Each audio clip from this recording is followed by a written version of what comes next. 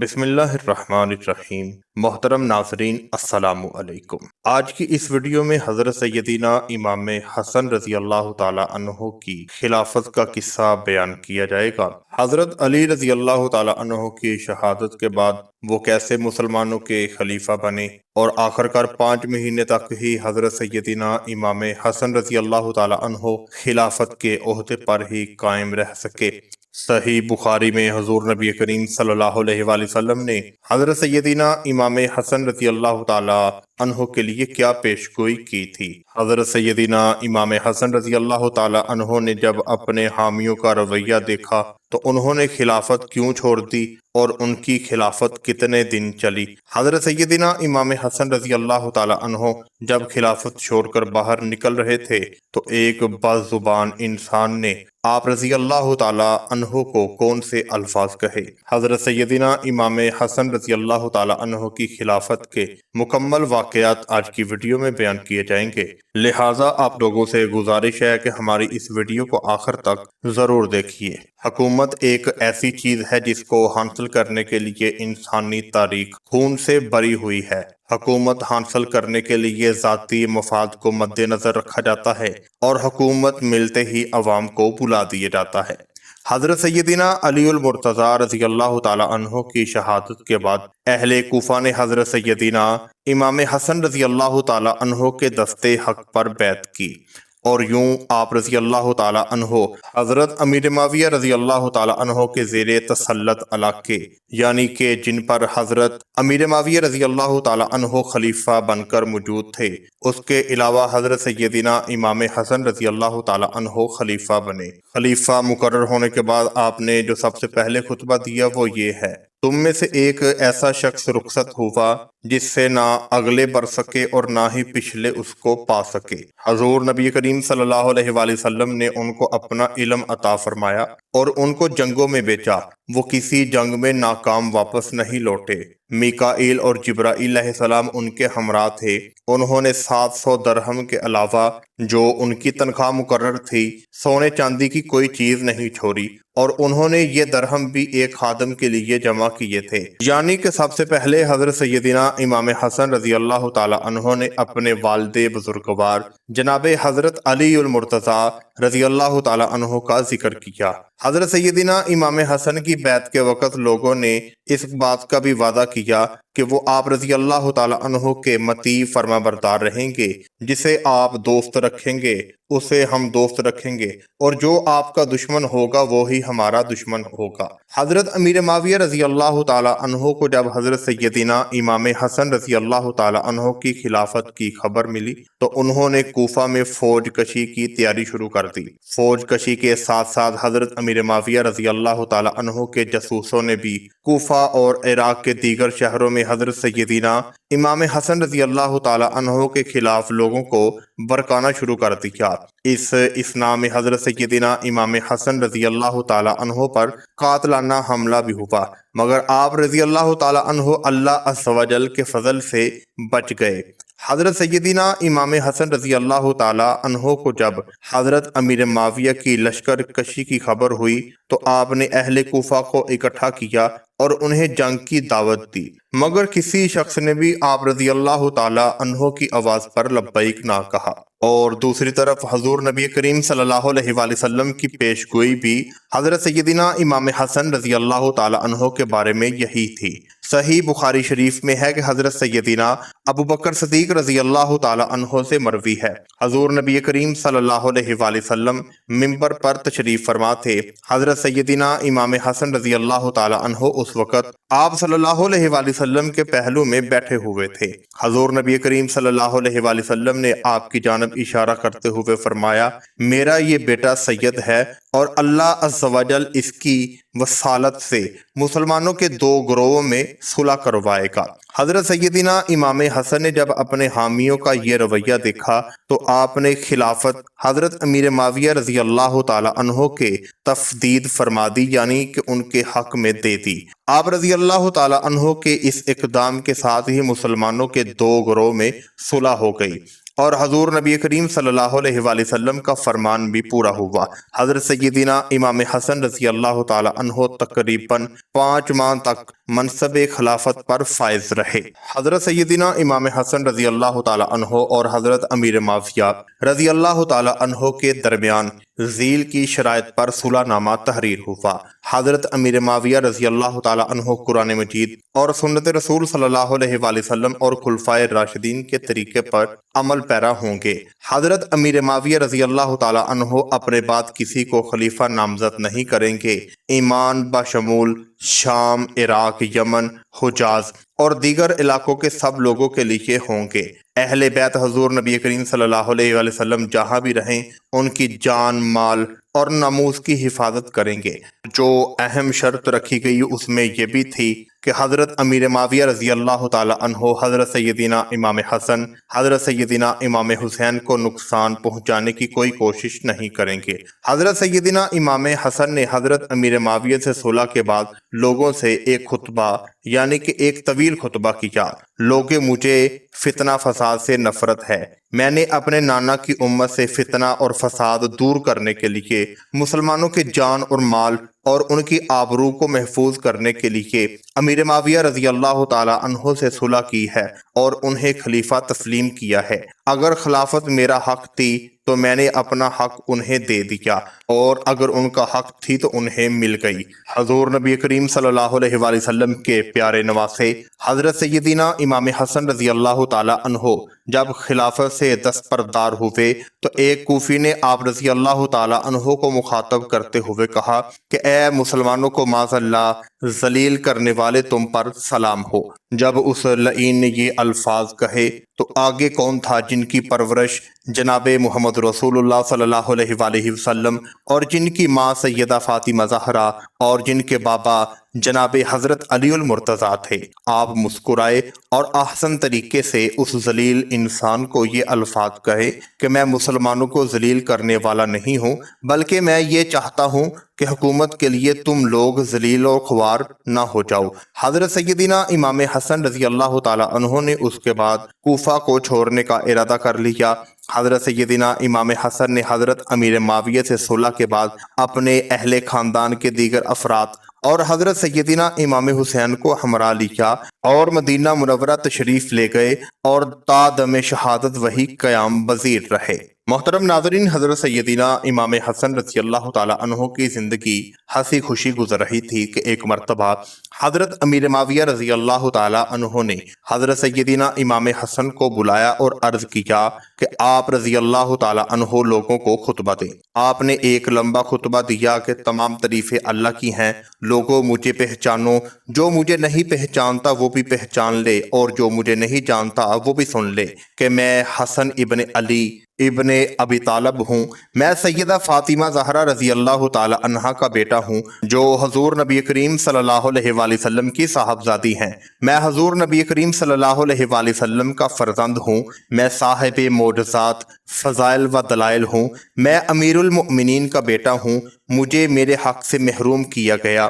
حسین رضی اللہ تعالی عنہ میرے بھائی ہیں جو جنتی نوجوانوں کے سردار ہیں، اور میں صاحب رکم و امام ہوں۔ میں صاحب مکہ و مینا ہوں۔ میں صاحب مشر و عرفات ہوں۔ حضرت امیر معاویہ رضی اللہ تعالی عنہ کی جانب سے آپ رضی اللہ تعالی عنہ کا 1,00,000 درہم سالانہ وظیفہ مقرر کیا گیا۔ جس سال آپ رضی اللہ تعالی عنہ کو شہید کیا گیا اس سال حضرت امیر معاویہ رضی اللہ تعالی عنہ کی جانب سے آپ رضی اللہ تعالی عنہ کو وظیفہ نہ ملا۔ جب اس وظیفہ میں تاخیر ہوئی تو آپ رضی اللہ تعالی عنہ نے حالات کی تنگی کے سبب حضرت امیر معاویہ رضی اللہ تعالی عنہ کو خط لکھنے کا ارادہ کیا۔ ابھی آپ رضی اللہ تعالی عنہ اس شش و پنج میں مبتلا تھے کہ نیند آ گئی۔ خواب میں حضور نبی کریم صلی اللہ علیہ وآلہ وسلم کی زیارت باسعادت نصیب ہوئی۔ آپ رضی اللہ تعالی عنہ نے اپنی تنگ دستی کا ذکر حضور نبی کریم صلی اللہ علیہ وآلہ وسلم سے کیا تو حضور نبی کریم صلی اللہ علیہ وآلہ وسلم نے آپ رضی اللہ تعالی عنہ کو فرمایا کہ یہ دعا پڑھو: اے اللہ میرے دل میں اپنی امید پیدا فرما اور اپنے ماں سوا سے میری امید کو ختم کر دے، اور میں تیرے سوا کسی سے امید نہ رکھوں، اور میری قوتوں کو کمزور نہ بنا، میرے نیک اعمال میں مجھ سے کوتاہی نہ کروا۔ اے میرے رب مجھے ایسی قوت عطا فرما تیری مخلوق کے پاس حاجت لے کر نہ جاؤں، اور اے میرے رب مجھے یقین کی دولت سے مالا مال فرما۔ ابھی آپ رضی اللہ تعالیٰ عنہ کو یہ دعا پڑھتے ہوئے ایک ہفتہ ہی گزرا تھا کہ حضرت امیر معاویہ رضی اللہ تعالیٰ عنہ کی جانب سے 1.5 لاکھ درہم وصول ہوئے، اور ساتھ ہی حضرت امیر معاویہ رضی اللہ تعالیٰ عنہ کی جانب سے معذرت کا ایک خط بھی وصول ہوا۔ جس طرح اللہ تعالیٰ نے اپنے پیارے نبی حضرت محمد صلی اللہ علیہ وآلہ وسلم کو بہت سارے معجزوں سے نوازا تھا، اور اسی طرح اللہ تعالیٰ نے حضرت سیدنا امام حسن اور حسین کو بھی بہت ساری کراماتیں دی تھیں اور کراماتوں سے نوازا تھا۔ حضرت سیدنا امام حسین پایادہ حج کے لیے روانہ ہوئے۔ آپ نے راستے میں ایک منزل پر قیام فرمایا تو وہاں ایک شخص نے حاضر ہو کر عرض کیا کہ سید زادے میری بیوی درد ذرا میں مبتلا ہے، آپ رضی اللہ تعالی عنہ اس کے حق میں دعا فرمائیں۔ حضرت سیدنا امام حسین نے فرمایا کہ تم گھر جاؤ، تمہاری بیوی ٹھیک ہو گئی ہے، اللہ تعالیٰ نے تمہیں اولاد نرینہ عطا فرمائی ہے۔ جب وہ شخص گھر پہنچا تو اس کی بیوی نے بیٹے کو جنم دیا۔ اسی طرح ایک مرتبہ دوران سفر حضرت سیدنا امام حسن رضی اللہ تعالی عنہ کا گزر کھجور کے ایک باغ سے ہوا۔ اس باغ میں موجود کھجوروں کے تمام درخت خشک ہو چکے تھے۔ آپ رضی اللہ تعالی عنہ کے ہمراہ حضرت زبیر بن العوام رضی اللہ تعالی عنہ کے فرزند بھی تھے۔ آپ رضی اللہ تعالی عنہ نے آرام کی غرض سے ایک خشک درخت کے نیچے بستر لگایا۔ حضرت زبیر بن عوام کے صاحبزادے نے آپ رضی اللہ تعالی عنہ سے عرض کیا، اے ابن رسول، کاش ان درختوں میں کھجوریں ہوتی تاکہ ہم تازہ دم ہو جاتے۔ آپ رضی اللہ تعالی عنہ نے اس کی بات سن کر دعا فرمائی، اور کچھ دیر کے بعد ہی سوکھی ہوئے درختوں پر تازہ کھجوریں نکل آئیں۔ آپ رضی اللہ تعالی عنہ کے ہمراہ موجود دیگر لوگوں نے بھی ان کھجوروں کو شکم سیر ہو کر کھایا۔ ایک مرتبہ حضرت سیدنا امام حسن رضی اللہ تعالی عنہ اپنے چند دوستوں کے ہمراہ کھانا تناول فرما رہے تھے کہ خادم سالن لے کر آیا، اور وہ سالن آپ رضی اللہ تعالی عنہ کو پکرانے لگا۔ برتن اس کے ہاتھ سے چھوٹ گیا اور سالن آپ رضی اللہ تعالی عنہ پر گر پڑا۔ آپ نے جب اس کی جانب دیکھا تو اس نے جٹ سے قرآن پاک کی آیت کریمہ پڑھی، جس کا مطلب یہ تھا کہ غصے کو پی جانے والے اور معاف کر دینے والے اور احسان کرنے والوں سے اللہ تعالیٰ محبت فرماتا ہے۔ آپ رضی اللہ تعالیٰ عنہ نے جب اللہ عز و جل کا یہ فرمان سنا تو آپ نے اس کو معاف کرتے ہوئے آزاد فرما دیا۔ حضرت سیدنا امام حسن رضی اللہ تعالیٰ عنہ کے تحمل و بردباری کا اندازہ اس واقعہ سے بھی ہوتا ہے کہ ایک مرتبہ آپ رضی اللہ تعالیٰ عنہ کوفہ کی جامع مسجد میں تشریف فرما تھے کہ ایک دیہاتی آیا، اور اس نے آتے ہی آپ رضی اللہ تعالیٰ عنہ کو اور آپ رضی اللہ تعالیٰ عنہ کے والدین کو معاذ اللہ گالیاں دینا شروع کر دی۔ آپ نے نہایت ہی تحمل کے ساتھ اس سے دریافت فرمایا، کیا تو بھوکا ہے؟ کیا پھر تم پر کوئی مصیبت آن پڑی ہے؟ اس دیہاتی نے آپ رضی اللہ تعالیٰ عنہ کی بات کو ان سنتے کرتے ہوئے پھر سے وہ اپنی زبان سے نازیبا الفاظ بولنے لگا۔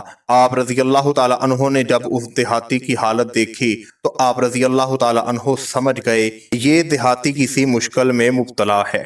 محترم ناظرین، ہمت اور جذبہ ایسا ہو کہ سامنے ایک شخص ہے جو اپنی زبان سے بار بار حضرت سیدنا امام حسن رضی اللہ تعالی عنہ اور اہل بیت کے لیے معاذ اللہ نازیبا الفاظ استعمال کر رہا ہے، اور دوسری طرف نواسۂ رسول حضرت سیدنا امام حسن تحمل اور بردباری کا ایسا مظاہرہ پیش کر رہے ہیں کہ تا قیامت تک ایسا مظاہرہ کوئی پیش نہ کر سکے گا۔ جب آپ رضی اللہ تعالی عنہ نے اس پاگل دیہاتی کی یہ حالت دیکھی تو آپ نے اسی وقت تشت چاندی کا منگوایا اور اسے دے کر فرمایا کہ اس وقت میرے گھر میں صرف یہی موجود ہے، تم اس کو اپنے پاس رکھ لو۔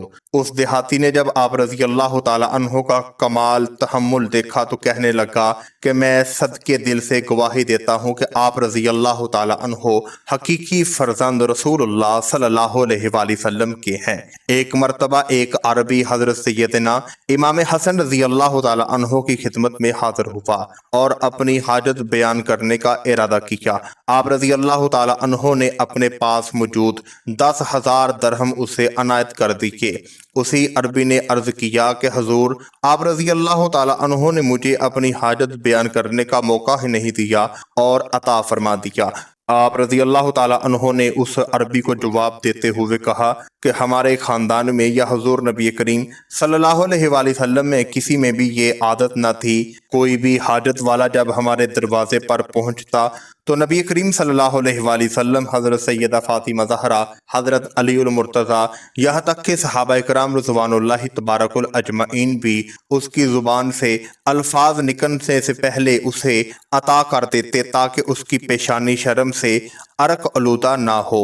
ابن اساکر نے روایت کیا ہے کہ ایک مرتبہ ایک ضرورت مند حضرت سیدنا امام حسن رضی اللہ تعالی عنہ کی خدمت میں حاضر ہوا اور عرض کی کہ میں مقروض ہوں، میرے گھر میں کھانے کے لیے کچھ نہیں ہے اور کافی دن سے ہمارے گھر میں تنگ دستی اور فاقہ ہے۔